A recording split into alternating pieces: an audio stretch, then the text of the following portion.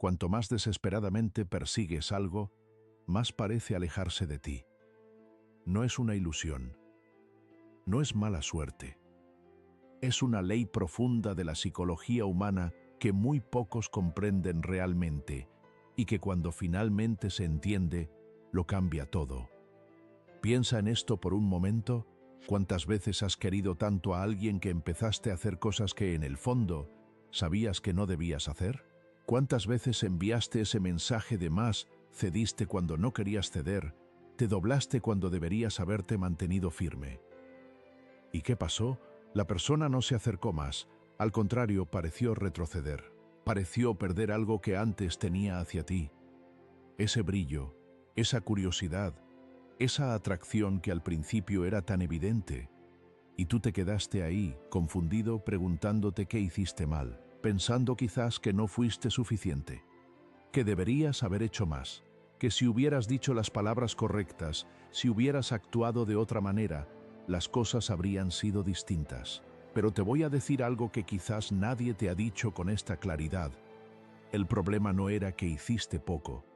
El problema era que tu energía estaba orientada hacia afuera, persiguiendo, buscando, necesitando. Y esa energía, esa vibración de carencia, de urgencia, de miedo a perder, es exactamente lo que aleja lo que más deseas. Carl Jung pasó décadas estudiando la psique humana, y una de las cosas más fascinantes que observó fue esto, que el ser humano tiene dos formas de relacionarse con el mundo. Una desde la necesidad, desde el vacío, desde el miedo, y otra desde la plenitud, desde el centro, desde lo que él llamaba el sí mismo, el self. Y estas dos formas de existir producen resultados radicalmente distintos en todas las áreas de la vida, pero especialmente en las relaciones y en el amor. Hoy quiero hablarte de eso, de lo que ocurre cuando dejas de perseguir. No porque te rindas, no porque ya no te importe, sino porque algo dentro de ti se asienta, se centra, se vuelve completo. Y desde esa completitud, algo extraño y maravilloso comienza a ocurrir. Las cosas empiezan a venir hacia ti. Pero para llegar ahí, primero tenemos que entender por qué perseguimos. Porque nadie persigue sin razón, nadie se aferra sin causa. Detrás de cada conducta desesperada hay una historia.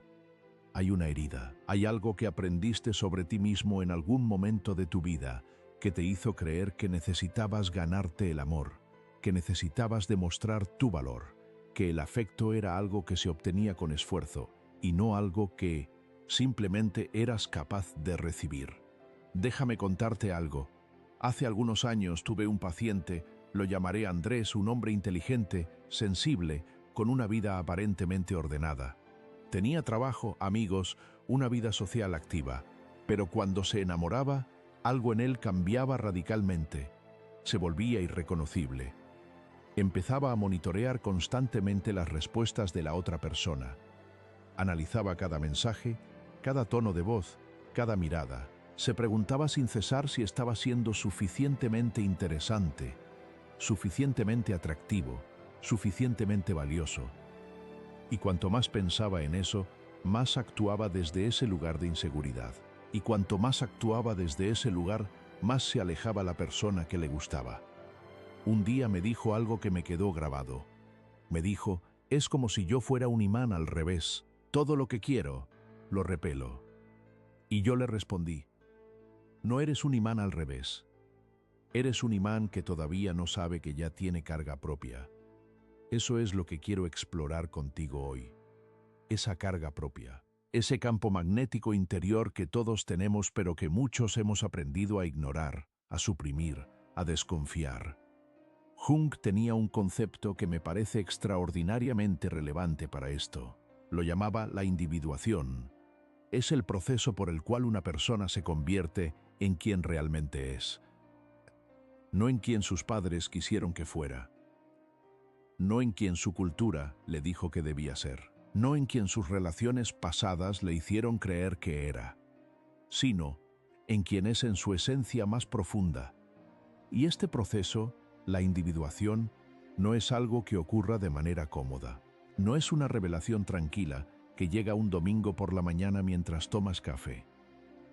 Es un proceso que generalmente viene precedido por una crisis, por una ruptura, por una pérdida, por ese momento en que la vida tal como la conocías deja de funcionar y te ves obligado a mirar hacia adentro porque ya no hay nada afuera que te sostenga. ¿Te suena familiar? Quizás estás en ese momento ahora mismo, o quizás ya lo atravesaste y todavía estás procesando lo que ocurrió, o quizás llevas años evitando ese proceso, manteniéndote ocupado, llenando el tiempo con ruido y actividad para no tener que sentarte con la pregunta más incómoda de todas. ¿Quién soy yo cuando no estoy persiguiendo? ¿Nada? Esa pregunta es el comienzo de todo, porque la persecución, el movimiento constante hacia afuera, tiene una función psicológica muy específica. Nos mantiene distraídos de nosotros mismos, mientras estamos enfocados en conseguir a alguien, en lograr que alguien nos quiera, en obtener la validación de otra persona. No tenemos que enfrentarnos a la incomodidad de estar con nosotros mismos. No tenemos que mirar lo que Jung llamaba la sombra. La sombra. Ese concepto junguiano que tanto asusta y tanto fascina al mismo tiempo. Jung describía la sombra como todo aquello que hemos reprimido, rechazado, negado en nosotros mismos. No solo las partes oscuras, como la ira, la envidia, el egoísmo. También las partes luminosas que aprendimos a esconder, porque en algún momento fueron rechazadas. Tu creatividad que te dijeron que era una pérdida de tiempo. Tu sensibilidad que te dijeron que era una debilidad. Tu necesidad de soledad que te hicieron sentir como un defecto social. Tu ambición que te enseñaron a moderar para no parecer arrogante. Todo eso vive en la sombra, y todo eso, mientras permanezca inconsciente, mientras no lo hayas integrado, lo proyectarás hacia afuera. Lo buscarás en otras personas. Lo idealizarás en quienes parecen tenerlo, o lo temerás en quienes lo expresan libremente. Y aquí está algo que me parece profundamente importante. Gran parte de lo que llamamos atracción romántica, especialmente esa atracción intensa, casi obsesiva, que sientes por ciertas personas, tiene mucho que ver con la proyección de la sombra. Cuando te enamoras de alguien de manera arrolladora, cuando sientes que esa persona tiene algo que tú no tienes, que te completa, que sin ella algo en ti está incompleto, lo que estás experimentando no es solo amor. Es el encuentro con una parte de ti mismo que todavía no has reconocido. Jung lo llamaba el ánima en el hombre y el ánimus en la mujer. Esas figuras interiores que representan la parte femenina del psiquismo masculino y la parte masculina del psiquismo femenino. Y cuando proyectamos estas figuras sobre personas reales, cuando esperamos que otra persona encarne todo lo que nosotros mismos no hemos desarrollado, creamos relaciones basadas en la ilusión. Relaciones que eventualmente se quiebran, no porque el amor no fuera real, sino porque ninguna persona puede sostener indefinidamente el peso de ser el complemento de otra. Pero no te digo esto para desencantarte del amor. Te lo digo para mostrarte algo mucho más hermoso, que lo que buscas afuera, eso que sientes que te falta, que te hace correr detrás de ciertas personas, vive dentro de ti. Está esperando ser descubierto, integrado, vivido. Y cuando eso ocurre, cuando empiezas a desarrollar en ti mismo lo que antes solo buscabas en otros, algo cambia en tu campo energético. Algo cambia en la forma en que te mueves por el mundo, en la forma en que hablas, en la forma en que escuchas, en la forma en que simplemente estás presente. Y esa presencia, esa completitud interior, es lo más magnético que existe. No hay técnica de seducción que se acerque a eso. No hay estrategia de atracción que pueda competir con una persona que genuinamente ha encontrado su centro. Permíteme ahondar en esto un momento, porque creo que hay una confusión muy común sobre lo que significa ser magnético, ser atractivo en el sentido más profundo de la palabra. Mucha gente cree que el magnetismo personal tiene que ver con la apariencia física, con la elocuencia, con el carisma superficial. Y si bien esas cosas pueden captar la atención inicial, no son lo que genera esa atracción profunda, duradera, casi inexplicable que sientes hacia ciertas personas. Lo que genera esa atracción es algo que Jung habría llamado la presencia del sí mismo. Es la sensación de que la persona frente a ti está completa en sí misma, que no te necesita para estar bien, pero que elige estar contigo. Que tiene una vida interior rica y compleja, que sabe quién es, aunque no lo proclame en voz alta, que hay algo en ella que no puedes manipular, no puedes controlar, no puedes predecir completamente. Y esa impredictibilidad, esa solidez interior, esa independencia psicológica, es profundamente atractiva para la psique humana. ¿Por qué? Porque el inconsciente reconoce la individuación, reconoce cuando alguien está en proceso de convertirse en sí mismo.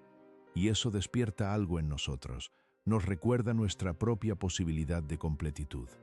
Nos convoca a nuestro propio proceso. Ahora bien, hay algo importante que quiero decir aquí, porque no quiero que esto se malinterprete como una estrategia fría para hacerse el difícil o para fingir desinterés. Eso sería exactamente lo contrario de lo que estoy describiendo. La persona que finge no necesitar, que actúa desde la distancia calculada, que juega a ser inaccesible como táctica, esa persona sigue operando desde el miedo. Solo que ahora el miedo se disfraza de indiferencia. Lo que estoy describiendo es algo mucho más auténtico y mucho más profundo. Es el estado de alguien que genuinamente ha trabajado en sí mismo, que ha atravesado el dolor de mirarse de frente, que ha integrado partes de sí que antes negaba, que ha aprendido a estar solo sin sentirse abandonado, que ha aprendido a querer sin perderse en el otro. Esa persona no persigue porque no necesita perseguir, no porque sea arrogante, sino porque está completa. Y esa completitud, repito, es lo más magnético que existe en un ser humano. Quiero hablarte ahora de algo que observo con mucha frecuencia y que creo que es uno de los patrones más dolorosos en las relaciones humanas. Es lo que yo llamo el ciclo de la persecución y la huida.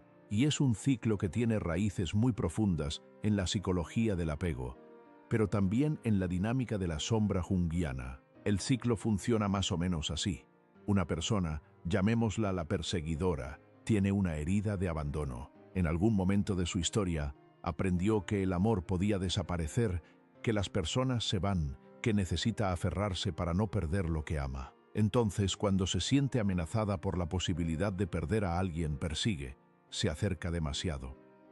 Demanda atención, certeza, confirmación constante de que el amor sigue ahí. La otra persona, llamémosla la que huye, tiene una herida diferente. Aprendió que el amor viene con condiciones, con demandas, con pérdida de libertad, que cuando alguien se acerca demasiado, algo de sí misma se pierde. Entonces, cuando siente que alguien se le acerca demasiado, huye, se retira, pone distancia. Necesita espacio para sentir que sigue siendo ella misma. ¿Ves la paradoja? La perseguidora se acerca porque tiene miedo de perder. La que huye se aleja porque tiene miedo de perderse. Y cada movimiento de una activa el miedo de la otra. Cuanto más persigue una, más huye la otra. Cuanto más huye una, más persigue la otra. Es una danza de heridas, una coreografía del dolor. Y lo más cruel de este ciclo es que ambas personas, en el fondo, quieren lo mismo. Conexión genuina, amor real, presencia auténtica. Pero sus estrategias de supervivencia emocional, aprendidas en la infancia, en relaciones pasadas, en experiencias de dolor, les impiden obtener precisamente lo que más desean. Tuve una paciente, la llamaré Elena, que durante años repitió este patrón con distintas personas. Siempre terminaba enamorándose de hombres emocionalmente distantes, hombres que parecían no necesitarla, que mantenían cierta frialdad, cierta inaccesibilidad. Y ella los perseguía con una intensidad que la consumía. Enviaba mensajes, hacía planes, buscaba formas de ser indispensable para ellos. Un día le pregunté, Elena, ¿qué crees que pasaría si un hombre que te ama profundamente, que está completamente disponible para ti, se acercara a tu vida? Ella pensó un momento y luego dijo algo que me sorprendió por su honestidad. Creo que me aburriría, o peor, creo que me asustaría. Y ahí estaba. La verdad que su inconsciente había estado protegiendo. Elena no buscaba amor. Buscaba la confirmación de su herida. Buscaba la prueba de que tenía que ganarse el afecto, de que el amor era algo que se conquistaba con esfuerzo, de que ella no era simplemente digna de ser amada sin condiciones, porque eso era lo que había aprendido de niña, que el amor de sus padres llegaba cuando ella era buena, cuando tenía éxito, cuando no daba problemas, no cuando simplemente era ella misma. Y entonces, sin saberlo, sin quererlo, Elena elegía repetidamente situaciones que confirmaban esa creencia. Elegía hombres que la hacían trabajar por su amor, porque eso era lo que conocía, eso era lo que sentía como familiar. Y lo familiar, aunque sea doloroso, se siente como hogar. Jung tenía un nombre para esto. Lo llamaba la compulsión de repetición, esa tendencia del inconsciente a recrear situaciones conocidas, aunque sean dolorosas porque lo desconocido, aunque sea mejor, genera más miedo que el dolor familiar. Y la única manera de romper este ciclo no es encontrar a la persona correcta. Es convertirte en la persona correcta para ti mismo. Es hacer el trabajo interior de entender por qué persigues lo que persigues, qué herida está detrás de esa urgencia, qué creencia sobre ti mismo estás intentando confirmar o refutar con cada relación. Porque mientras eso permanezca inconsciente, seguirás eligiendo lo mismo, con caras diferentes, con nombres diferentes, pero esencialmente lo mismo. Ahora quiero hablarte de algo que me parece uno de los conceptos más liberadores de toda la psicología junguiana. Y es esto: el dolor no es el enemigo, el dolor es el mensajero. Cuando sientes ese dolor agudo de la pérdida, de la separación, de no ser correspondido, de perseguir y no ser alcanzado, ese dolor no está ahí para destruirte. Está ahí para mostrarte algo, para señalarte hacia una parte de ti que todavía no has mirado, hacia una herida que todavía no has sanado, hacia una creencia que todavía no has cuestionado. Jung decía que la neurosis, esa palabra que usaba para describir el sufrimiento psicológico, es siempre un sustituto del sufrimiento legítimo. Es decir, que cuando evitamos el dolor real, el dolor de mirarnos de frente, de aceptar lo que somos, de integrar lo que hemos rechazado, ese dolor encuentra otra forma de expresarse, a través de relaciones destructivas, de patrones repetitivos, de ansiedades inexplicables, de esa sensación constante de que algo falta. Pero cuando tienes el valor de ir hacia el dolor en lugar de huir de él, cuando te sientas con él, cuando le preguntas qué tiene que decirte, algo empieza a cambiar. El dolor pierde su poder sobre ti. No desaparece de golpe, pero ya no te controla. Ya no dicta tus decisiones, ya no te empuja hacia la persecución desesperada. Recuerdo una conversación que tuve con un amigo hace muchos años, durante una época en que yo mismo estaba atravesando una pérdida importante. Me había separado de alguien que amaba profundamente, y el dolor era físico, casi. Me despertaba a las 3 de la mañana con esa sensación de vacío en el pecho que cualquiera que haya amado y perdido conoce bien. Y yo, en lugar de quedarme con ese dolor, hacía exactamente lo que estoy describiendo. Perseguía, enviaba mensajes, buscaba pretextos para volver a ver a esa persona. Analizaba cada conversación, buscando señales de que todavía había algo posible. Hasta que un día un amigo muy querido, alguien con mucha más sabiduría que yo en ese momento, me dijo algo que me detuvo en seco. Me dijo: mientras sigas persiguiendo, nunca sabrás quién eres sin esa persona, y hasta que no sepas eso, nunca podrás elegir realmente a nadie. Ni a ella, ni a ninguna otra. Esas palabras me cayeron como un balde de agua fría, porque tenía razón. Yo no estaba persiguiendo por amor, estaba persiguiendo por miedo. Miedo a descubrir quién era yo solo. Miedo a enfrentarme con ese vacío que esa relación había estado llenando. Miedo, en última instancia, a mí mismo. Y cuando finalmente me detuve, cuando finalmente me senté con ese vacío en lugar de huir de él, cuando finalmente dejé de buscar afuera lo que necesitaba encontrar adentro, algo empezó a moverse en mí. Algo que no sé si puedo describir con precisión, pero que se sentía como despertar. Como volver a habitar mi propio cuerpo.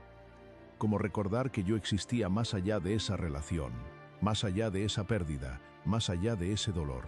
Y fue en ese periodo, en esa quietud que al principio se sentía insoportable, pero que poco a poco se fue convirtiendo en algo parecido a la paz, cuando empecé a entender lo que Jung quería decir con la individuación, con el proceso de convertirse en uno mismo, porque la individuación no es un destino, no es un punto al que llegas y te quedas.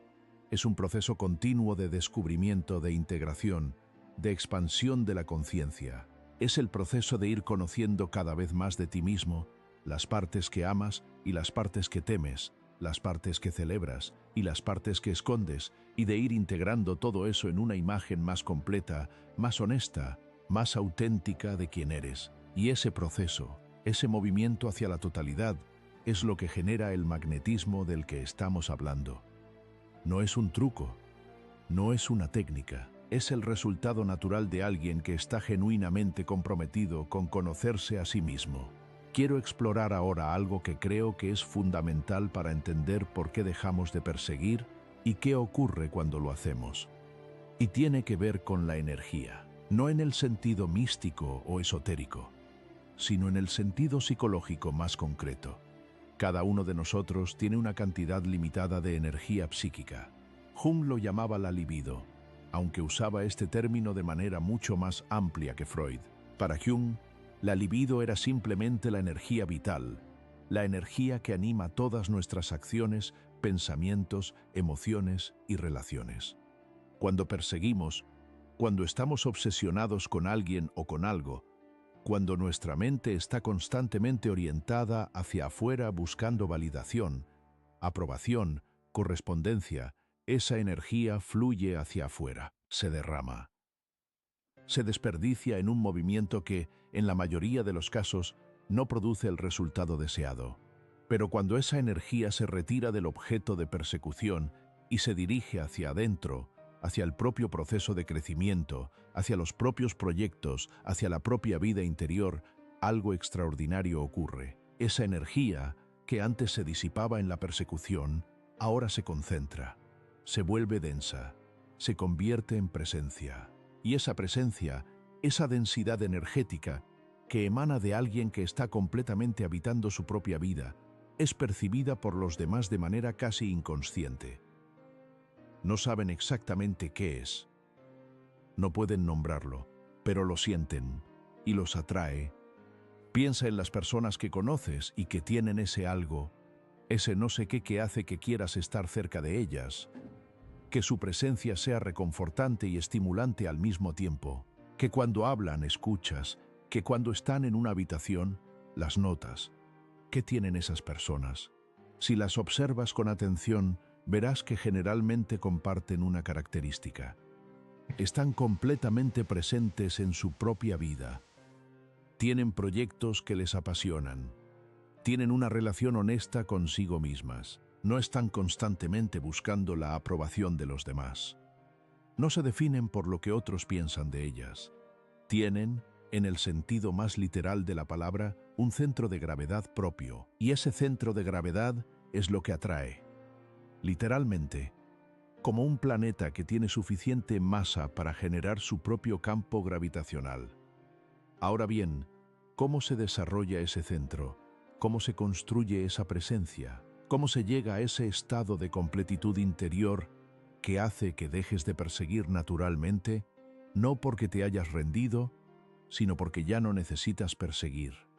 Creo que hay varios elementos fundamentales, y quiero hablar de cada uno con la atención que merece.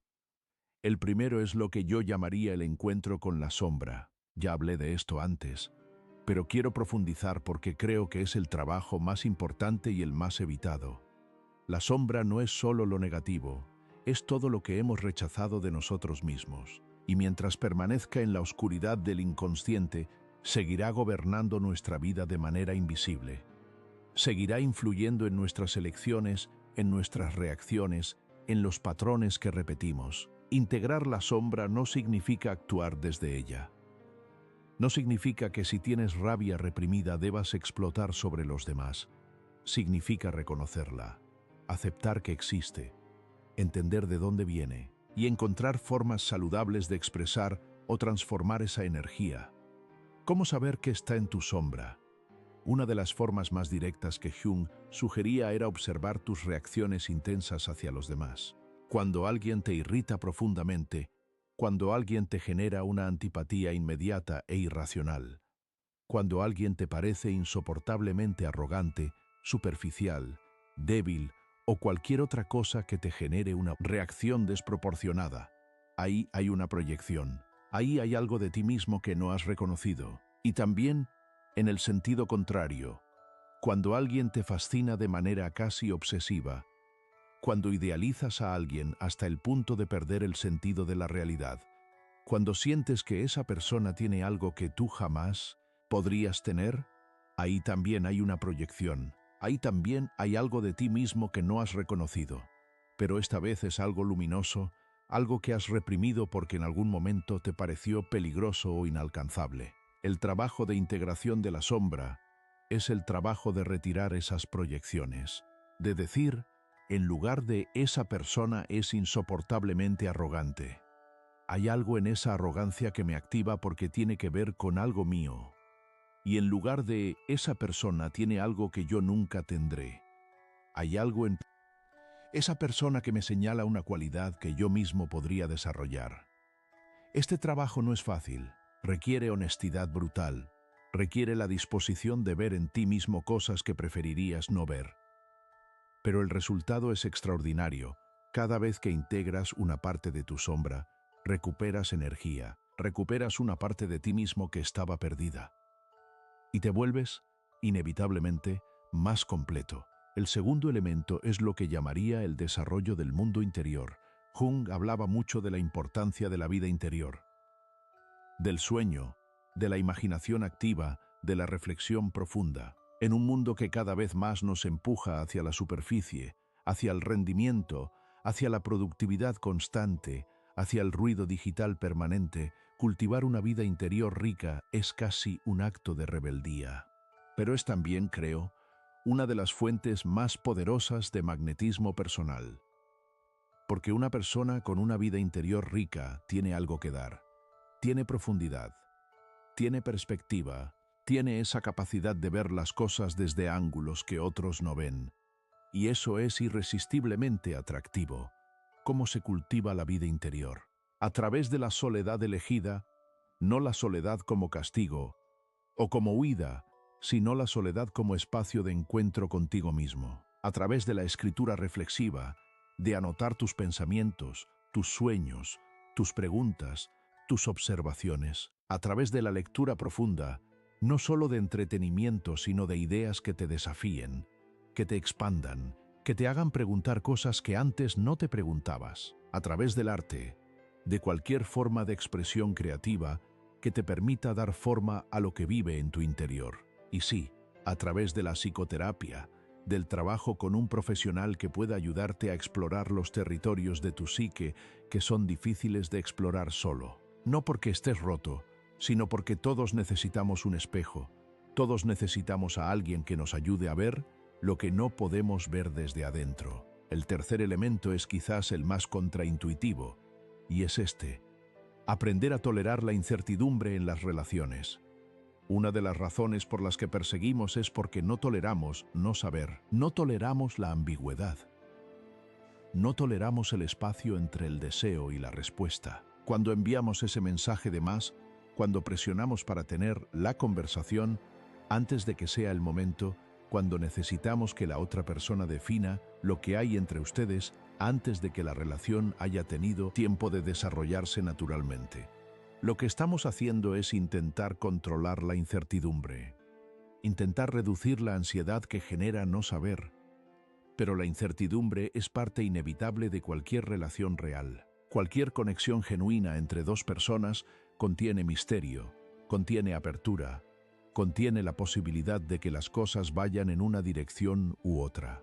Y cuando intentamos eliminar esa incertidumbre prematuramente, cuando necesitamos certeza antes de tiempo, generalmente lo que logramos es destruir precisamente la conexión que intentábamos proteger. Aprender a estar en la incertidumbre, a confiar en el proceso, a permitir que las cosas se desarrollen sin forzarlas, es una de las habilidades más sofisticadas que puede desarrollar un ser humano.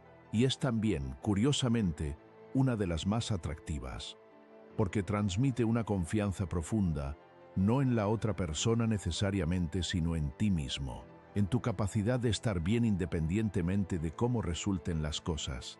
Y esa confianza Esa serenidad ante la incertidumbre es percibida por los demás como una forma de fortaleza que muy pocas personas poseen.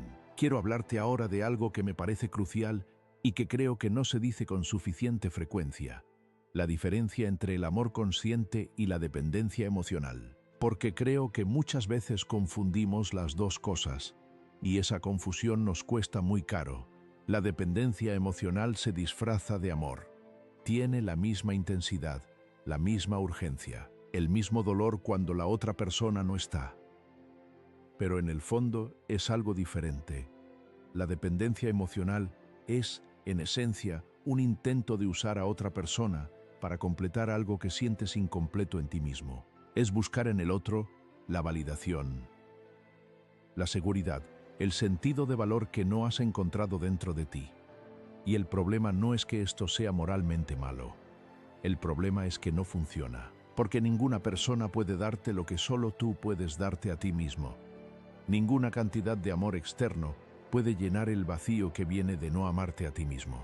Ninguna relación puede darte la seguridad que solo viene de confiar en tu propia capacidad de estar bien. Jung lo expresaba de esta manera: la proyección del ánima o del animus sobre una persona real crea una ilusión. Vemos en esa persona lo que queremos ver. Le atribuimos cualidades que quizás no tiene, la convertimos en el portador de nuestras esperanzas más profundas, de nuestros sueños más íntimos, de nuestra propia completitud no reconocida. Y cuando esa persona, inevitablemente, muestra que es humana, que tiene limitaciones, que no puede ser todo lo que necesitamos que sea, el desencanto es brutal, no porque la persona haya fallado, sino porque la expectativa era imposible desde el principio. El amor consciente, en cambio, es algo muy diferente. El amor consciente empieza desde la plenitud, no desde la carencia. Es el amor de alguien que ya está bien consigo mismo, que ya tiene una relación sólida con su propia vida interior, que ya ha hecho el trabajo de conocerse y aceptarse, y que desde ese lugar elige compartir su vida con otra persona, no porque la necesite para estar completo, sino porque quiere, porque la elección libre, sin la urgencia de la necesidad, es mucho más poderosa y mucho más bella que la compulsión del miedo. En el amor consciente puedes ver a la otra persona tal como es, con sus virtudes y sus limitaciones, con su luz y su sombra, y seguir eligiéndola, no porque sea perfecta, sino porque es real, porque la conexión que tienen es real, porque el crecimiento que generan juntos es real. Y este tipo de amor, el amor que nace de la plenitud y no de la carencia, tiene una cualidad energética completamente diferente. No hay desesperación en él. No hay urgencia, no hay el miedo constante a perder. Hay una presencia tranquila, una generosidad genuina, una capacidad de dar sin llevar la cuenta de lo que se recibe. ¿Cómo se llega ahí? No de golpe, no de un día para otro.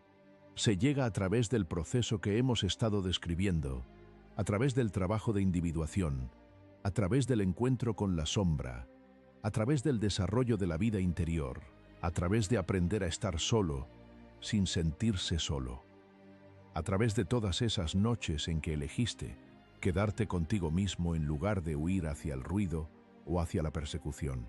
Pero quiero decirte algo importante: este proceso no significa que nunca volverás a sentir dolor, no significa que nunca volverás a sentir miedo, no significa que te volverás invulnerable al amor o a la pérdida. Significa que cuando esas cosas lleguen, y llegarán, tendrás una relación diferente con ellas.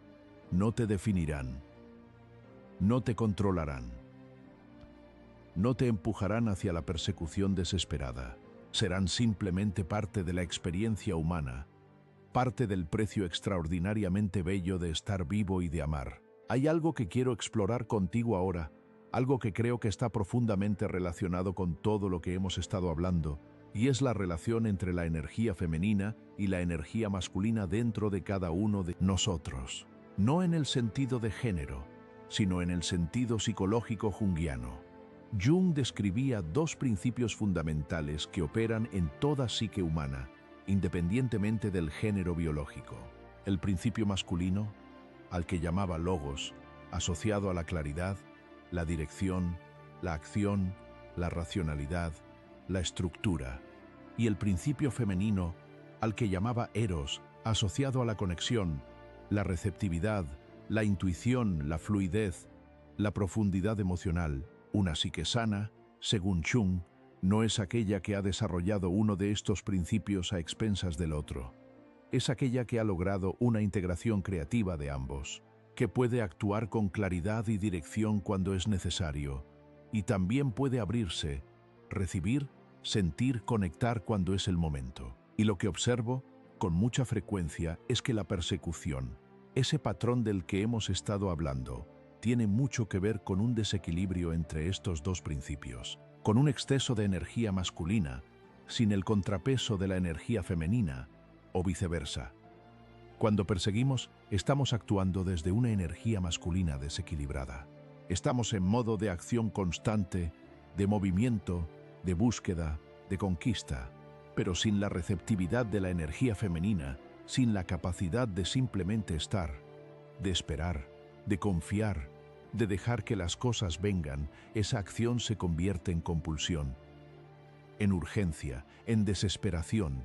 La energía femenina, cuando está en equilibrio, tiene una cualidad magnética por naturaleza.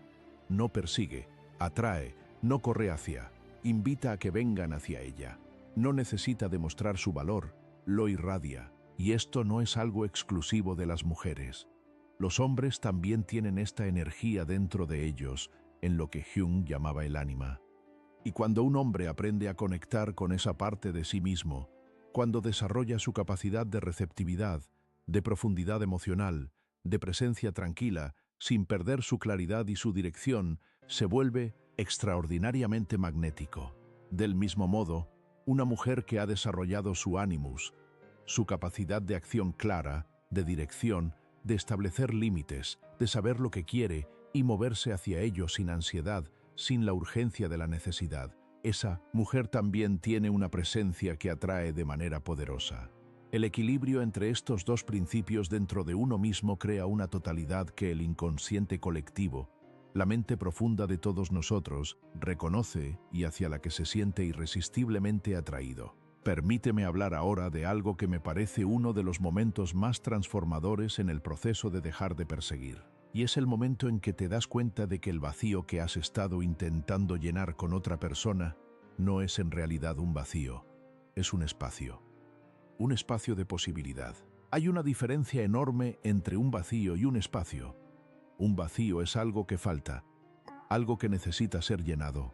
Un espacio es algo que existe para ser habitado, para ser explorado, para permitir que algo nuevo emerja. Cuando estamos en la persecución vivimos el espacio interior como un vacío, como una carencia que duele, como una herida que necesita ser curada por alguien externo. Pero cuando empezamos el proceso de individuación, cuando empezamos a conocernos y a aceptarnos, ese mismo espacio empieza a sentirse diferente. Empieza a sentirse como posibilidad, como apertura, como el lugar desde el cual puede emerger algo nuevo. Y cuando eso ocurre, cuando ya no sientes ese espacio interior como una herida, sino como un hogar, algo fundamental cambia en la forma en que te relacionas con el mundo. Ya no necesitas que alguien venga a salvarte. Ya no necesitas que alguien te complete. Ya no necesitas que alguien te diga que eres suficiente, porque tú ya lo sabes. Y paradójicamente, es exactamente en ese momento, cuando ya no lo necesitas, cuando las personas y las oportunidades empiezan a llegar de maneras que antes no podías imaginar.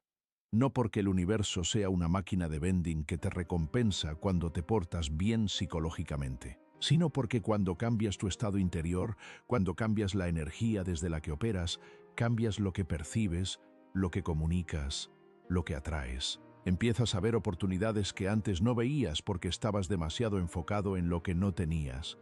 Empiezas a conectar con personas que antes no podías conectar porque tu energía de carencia las alejaba. Empiezas a tomar decisiones desde un lugar de fortaleza en lugar de desde un lugar de miedo. Y eso cambia todo. Quiero compartir contigo algo que me parece profundamente hermoso en la psicología de Jung, y es su concepto de la sincronicidad. Jung observó que cuando una persona está en un proceso genuino de transformación interior, cuando está en el camino de la individuación, Comienzan a ocurrir coincidencias significativas, encuentros inesperados, oportunidades que parecen surgir en el momento exacto en que se las necesita, señales del mundo exterior que parecen resonar con lo que está ocurriendo en el mundo interior. Jung llamó a esto sincronicidad, la coincidencia significativa entre un estado psíquico interno y un evento externo que no tiene una conexión causal obvia, pero que sin embargo parece profundamente relacionado. No te estoy pidiendo que adoptes una visión mágica o sobrenatural del mundo. Te estoy invitando a considerar algo más sutil, que cuando cambiamos nuestro estado interior, cuando nos volvemos más presentes, más atentos, más abiertos, empezamos a percibir cosas que siempre estuvieron ahí pero que antes no podíamos ver. Empezamos a notar conexiones que antes se nos escapaban. Empezamos a estar en el lugar correcto en el momento correcto, no porque el universo nos favorezca, sino porque estamos más despiertos, más disponibles, más presentes. Y esa presencia, esa apertura, esa disponibilidad, es en sí misma una forma de magnetismo. Porque las personas que están genuinamente presentes, que escuchan de verdad, que ven de verdad, que están completamente aquí en este momento, son extraordinariamente raras y extraordinariamente atractivas. Déjame hablarte ahora de los límites. Porque creo que hay una conexión profunda entre la capacidad de establecer límites genuinos y el magnetismo personal del que hemos estado hablando. Y es una conexión que muchas personas no ven. Cuando pensamos en los límites, tendemos a pensarlos como muros, como formas de mantener a los demás fuera, como mecanismos de defensa. Pero los límites genuinos, los límites que nacen de un conocimiento profundo de uno mismo, son algo completamente diferente. Son una expresión de quién eres. Son la forma en que dices al mundo: esto soy yo, esto es lo que valoro, esto es lo que acepto y esto es lo que no acepto en mi vida. Una persona que tiene límites claros y genuinos no los establece desde el miedo, los establece desde el autoconocimiento. Y esa claridad, esa solidez, esa capacidad de decir no sin culpa y sí sin miedo es profundamente atractiva, porque comunica algo que el inconsciente de los demás reconoce de inmediato. Esta persona sabe quién es. Y las personas que saben quiénes son generan un tipo de seguridad en los demás que es irresistible. No porque sean predecibles, sino porque son confiables, porque sabes que lo que ves es lo que hay, que no hay una agenda oculta, no hay una necesidad desesperada de aprobación que distorsione su comportamiento, no hay una máscara que en algún momento caerá y revelará algo inesperado. La autenticidad, en última instancia, es la forma más poderosa de magnetismo personal. Y la autenticidad requiere el trabajo de individuación, requiere haber integrado la sombra. Requiere haberse encontrado con las partes de uno mismo que son difíciles de mirar. Requiere haber elegido ser quien realmente se es, en lugar de quien se cree que los demás quieren que seas. Y quiero decirte algo sobre este proceso de volverse auténtico, porque creo que hay una idea equivocada muy común. Mucha gente cree que ser auténtico significa ser impulsivo, significa decir todo lo que piensas sin filtro. Significa no cuidar de cómo tus palabras o acciones afectan a los demás. Eso no es autenticidad, eso es falta de madurez emocional disfrazada de honestidad. La autenticidad genuina incluye la conciencia de los demás, incluye la empatía, incluye la capacidad de ser completamente tú mismo, mientras también eres completamente consciente del impacto que tienes en los demás. Es la integración del logos y el eros de los que hablamos antes. La claridad de quién eres con la sensibilidad de cómo te relacionas. Eso es lo que Jung llamaría una persona individuada, no perfecta, no sin heridas, no sin sombra, sino completa, integrada, consciente. Quiero acercarme ahora hacia la parte final de esta conversación y quiero hacerlo hablando de algo que creo que es el corazón de todo lo que hemos explorado. Y es esto: la relación contigo mismo es la relación más importante de tu vida, no como un cliché motivacional, sino como una verdad psicológica profunda con consecuencias reales en todas las áreas de tu existencia. La calidad de tu relación contigo mismo determina la calidad de todas tus otras relaciones, determina qué tipo de personas atraes, Determina cómo respondes cuando alguien te decepciona. Determina si puedes dar amor libremente o si lo das con la condición tácita de recibir algo a cambio. Determina si puedes recibir amor sin sospechar de él. Determina si puedes estar en una relación sin perderte en ella. Y la relación contigo mismo se construye exactamente de la misma manera que cualquier otra relación. Con tiempo, con atención, con honestidad, con paciencia, con la disposición de estar presente incluso cuando es incómodo. ¿Cuánto tiempo pasas genuinamente contigo mismo? No haciendo cosas, no consumiendo contenido, no distrayéndote, sino simplemente estando. Escuchándote, observando lo que piensas, lo que sientes, lo que deseas, lo que temes. ¿Cuándo fue la última vez que te preguntaste con genuina curiosidad y sin juicio? ¿Cómo estás realmente? No el bien automático que das cuando alguien te pregunta, sino la respuesta real, la que vive debajo de la superficie. ¿Cuándo fue la última vez que hiciste algo solo por el placer de hacerlo? No para ser productivo, no para impresionar a alguien, no para publicarlo en ningún lugar, sino simplemente porque te daba alegría. Estas preguntas no son triviales, son el territorio de la individuación. Son las preguntas que si las tomas en serio, si les das el espacio y la honestidad que merecen, pueden cambiar fundamentalmente tu relación contigo mismo y, por extensión, con todo lo que te rodea. Jung hablaba de la segunda mitad de la vida como el período en que la individuación se vuelve más urgente. No porque antes no sea importante, sino porque en la primera mitad de la vida generalmente estamos ocupados construyendo una identidad, una carrera, relaciones, una posición en el mundo. Y esa construcción requiere cierta adaptación al mundo externo, cierta conformidad con las expectativas sociales. Pero llega un momento, que puede ocurrir a cualquier edad, aunque Jung lo asociaba especialmente con la mediana edad, en que esa construcción ya no es suficiente, en que la vida que has construido, aunque sea exitosa por los estándares externos, empieza a sentirse vacía o incompleta, en que algo desde adentro empieza a llamarte, a pedirte más, a pedirte que vayas más profundo. Ese llamado puede manifestarse de muchas maneras, a veces como una crisis, a veces como una depresión que no tiene una causa obvia, a veces como el fin de una relación que creías que duraría para siempre, a veces como una sensación difusa de que estás viviendo la vida de otra persona, que hay algo más auténtico, más verdadero, más tuyo esperando ser vivido. Jung llamaba a eso el llamado del sí mismo, el llamado de tu naturaleza más profunda hacia la totalidad. Y aunque puede ser aterrador, aunque puede requerir que dejes ir cosas que creías esenciales para tu identidad, es también, en mi experiencia, el llamado más importante que puedes responder. Porque responderlo es lo que convierte una vida ordinaria en una vida vivida desde adentro. Una vida en la que no persigues porque estás demasiado ocupado siendo. Una vida en la que las cosas llegan porque has creado en ti mismo el espacio para recibirlas. Hay algo que quiero decirte antes de cerrar esta conversación, y es esto. El proceso del que hemos hablado no es lineal, no es una escalera que subes y nunca bajas. Hay días en que vuelves a perseguir. Hay momentos en que el miedo vuelve a gobernar. Hay noches en que el vacío se siente tan grande que la tentación de llenarlo con lo que sea, con quien sea, es casi irresistible.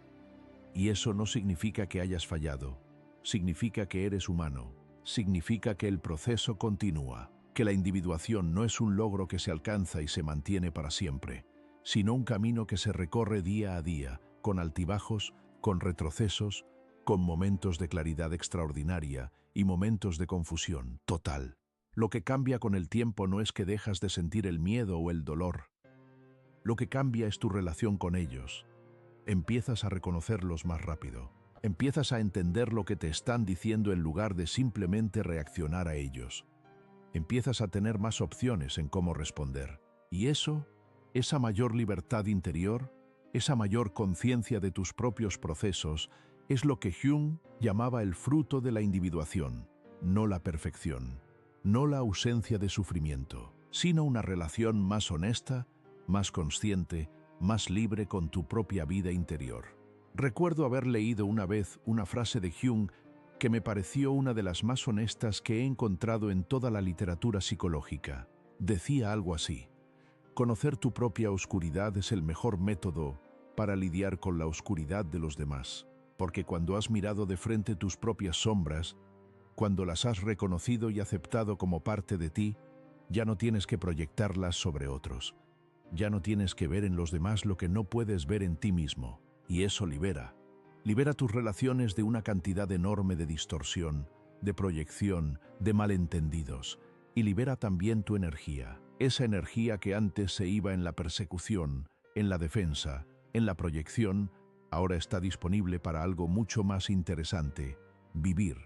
Quiero cerrar con algo que me parece importante decir con claridad. Todo lo que hemos explorado hoy, la individuación, la integración de la sombra, el magnetismo personal, el amor consciente, el proceso de dejar de perseguir, todo esto no es un camino para hacerte más atractivo para los demás, aunque eso pueda ser un resultado. No es una estrategia para conseguir lo que quieres en las relaciones, aunque eso también pueda ocurrir.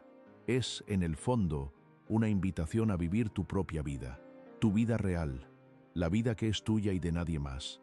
La vida que emerge cuando dejas de intentar ser lo que crees que los demás necesitan que seas y empiezas a explorar, con curiosidad y sin juicio, quién eres realmente. Porque esa es la promesa de la individuación. No que serás más exitoso, más amado, más admirado, sino que serás más tú. Y ser más tú, completamente, honestamente, valientemente tú, es la cosa más extraordinaria que puedes hacer con el tiempo que tienes en este mundo. Y cuando eso ocurre, cuando genuinamente empiezas a habitar tu propia vida, cuando tu energía deja de perseguir y empieza a irradiar, algo cambia en la atmósfera que te rodea. Las personas lo sienten, las oportunidades lo sienten, el mundo lo siente. No porque seas especial en el sentido de estar por encima de los demás, sino porque eres específico, porque eres inconfundiblemente tú. Y eso, en un mundo lleno de personas que se pasan la vida persiguiendo la aprobación de otros, es extraordinariamente raro y extraordinariamente magnético. Así que te dejo con algunas preguntas, no para que las respondas ahora mismo, sino para que las lleves contigo, para que las dejes resonar en el espacio interior que espero esta conversación haya ayudado a abrir un poco más. ¿Qué estás persiguiendo en este momento de tu vida? No solo en el amor, sino en general. ¿Qué es eso que sientes que necesitas conseguir, lograr, obtener para poder estar bien? ¿Qué parte de ti mismo has estado rechazando, negando, escondiendo? ¿Qué vive en tu sombra esperando ser reconocido? ¿Cuándo fue la última vez que elegiste algo, no porque lo necesitabas, sino simplemente porque lo querías? Desde la libertad, no desde la carencia. ¿Qué pasaría si el vacío que sientes no fuera una herida que necesita ser curada, sino un espacio que espera ser habitado? ¿Quién serías si dejaras de intentar ser quien crees que los demás necesitan que seas? Y finalmente, quizás la pregunta más importante de todas: ¿qué parte de ti mismo estás listo para encontrar?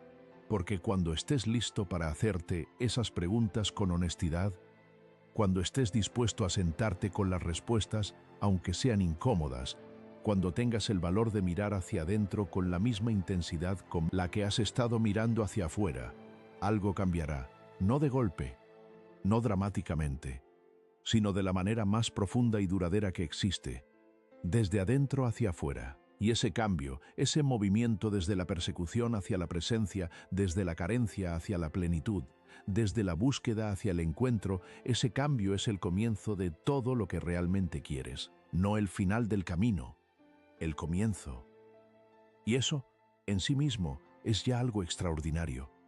Jung escribió en una ocasión que la vida no vivida desde adentro es una enfermedad de la que podemos morir.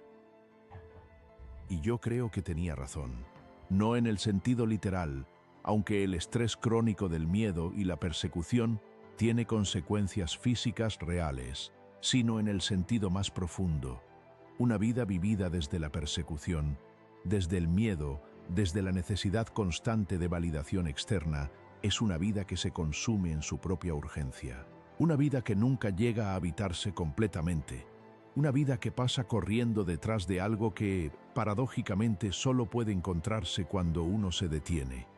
Detente, no para siempre, no para resignarte, sino para escuchar, para mirar hacia adentro, para permitirte ser quien eres, con todo lo que eso implica, con toda la belleza y toda la complejidad y toda la imperfección que conlleva ser un ser humano completo. Porque cuando lo hagas, cuando genuinamente lo hagas, descubrirás algo que quizás nunca esperabas descubrir, que lo que buscabas siempre estuvo aquí, dentro de ti, esperando ser encontrado, y desde ese descubrimiento, desde esa quietud, desde esa completitud que no depende de nada externo para existir, todo lo demás empieza a llegar. Las personas correctas, las oportunidades correctas, las conexiones que realmente nutren, el amor que no necesitas perseguir porque reconoce en ti algo que también es suyo. Eso es lo que ocurre cuando tu energía deja de perseguir. Todo empieza a perseguirte a ti.